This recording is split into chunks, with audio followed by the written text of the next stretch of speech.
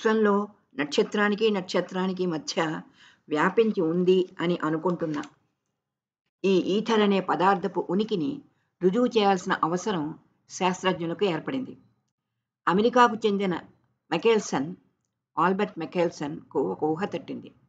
విశ్వమంతా వ్యాపించి ఉంది అని అనుకుంటున్న ఈథర్ విశ్వంలో స్థిరంగా ఉన్నట్లయితే భూమి సూర్యుని చుట్టూ తిరుగుతోంది కనుక అలా తిరుగుతున్నప్పుడు ఈథర్ పదార్థం ఉండటం వల్ల కొంత నిరోధానికి అంటే రెసిస్టెన్స్కి గురి అయ్యి తద్వారా ఒక రకమైన ప్రవాహాన్ని సృజించాలి. ఈ ప్రవాహంతో పాటు ప్రయాణించే కాంతి కిరణ వేగంతో పోల్చినప్పుడు ప్రవాహానికి ఎదురీదుతూ పోయే కాంతి కిరణ వేగంలో తగ్గుదల కనిపించాలి. 1881లో మెకెల్సన్ ఇంటర్ఫెరోమీటర్ అనే పరికరాన్ని రూపొందించాడు. ఈ పరికరం ఒక కాంతి కిరణాన్ని పరస్పరం లంబ దిశలుగా ప్రసరించే కిరణాలుగా చీల్చి తరువాత ఆ చీలికలను తిరిగి కలుపుతూ ఆ రెండు కిరణ చీలికల వేగాలలో గల తేడాను ఖచ్చితంగా కొలుస్తుంది. ఈథర్ యానకం కానీ ఉన్నట్లయితే ఈ చీలికల వేగాలలో తేడా కనిపించాలి, కానీ ప్రయోగంలో కాంతి చీలికల వేగాలలో తేడా లేనట్టుగా ఫలితాలు వచ్చాయి. అందువల్ల ఈథర్ యానకం ఉందనడానికి రుజువు దొరకలేదు. యానకం లేకుండా ఈ విశ్వంలో కాంతి తరంగ ప్రసారం ఎలా జరుగుతోంది? ఈ చిక్కుముడిని ఎలా విప్పాలి? మైకెల్సన్ 1887లో ఎడ్వర్డ్ మోర్లేతో కలిసి ఒహాయోలోని క్లీవ్లాండ్లో మరో పరీక్ష చేశాడు. ఈసారి ఉపయోగించిన పరికరాన్ని మరింతగా మెరుగుపరిచాడు.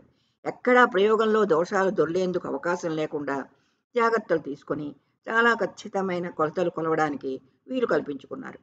ఈసారి చేసే ప్రయోగం వల్ల తప్పనిసరిగా కాంతి కిరణ చీలికల వేగాలలో తేడా ఉంటుందని, ఈథర్ యానకం ఉందని చెప్పేందుకు తప్పనిసరిగా రుజువు దొరుకుతుందని భావించారు.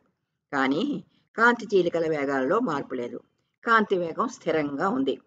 విజ్ఞాన శాస్త్ర చరిత్రలో మెకెల్సన్ మోర్లీ ప్రయోగము విఫలమైన ప్రయోగంగా ప్రఖ్యాతి పొందింది.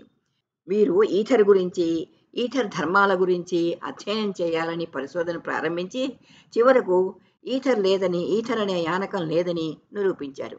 వీరి ప్రయోగం కాంతి వేగం ఒక స్థిర రాశి అనే విషయాన్ని వెల్లడించింది. ఈ ప్రయోగంలో ఈథర్ ఉన్నది అని నిరూపించాలని ఎందుకు అనుకున్నారంటే, వాళ్ళు కాంతిని తరంగం అనేటటువంటి కాంతి తరంగ రూపంలో ప్రసరిస్తుందని వారు నమ్మారు. దానికి ఆధారం అంతకుముందు జేమ్స్ క్లార్క్ మ్యాక్స్వెల్ గారు విద్యుత్ క్షేత్రాలని, అయస్కాంత క్షేత్రాలని మళ్ళీ విద్యుశాస్త్రంతో ముడిపెట్టి 4 గణిత శాస్త్ర సమీకరణాలను ఉత్పాదించాడు. కాంతి తరంగాలు విద్యుదయస్క తరంగాలు అని చెప్పి ఉన్నాడు, అలా ఊహించి ఉన్నాడు. వారికి తెలిసినంత వరకు ఈ తరంగ ప్రసారానికి ఒక యానకం అంటే మీడియం ఉండాలి. నీటిని ఈథర్తో పోలిస్తే ఈదుతున్న వ్యక్తి కాంతి అన్నమాట. మెకెల్సన్ చాలా జాగ్రత్తగా, నిశితంగా, క్షుణ్ణంగా ప్రయోగాలు నిర్వహించే భౌతిక శాస్త్రజ్ఞుడిగా బాగా పేరున్నవాడు. మెకెల్సన్ రూపొందించినటువంటి చాలా దృశ్యశాస్త్ర పరికరాలు అనేక రంగాల్లో వినియోగపడుతున్నాయి ఇప్పటికీ, ఈనాటికి కూడా. మెకెల్సన్కి 1907లో నోబెల్ బహుమానం కూడా లభించింది.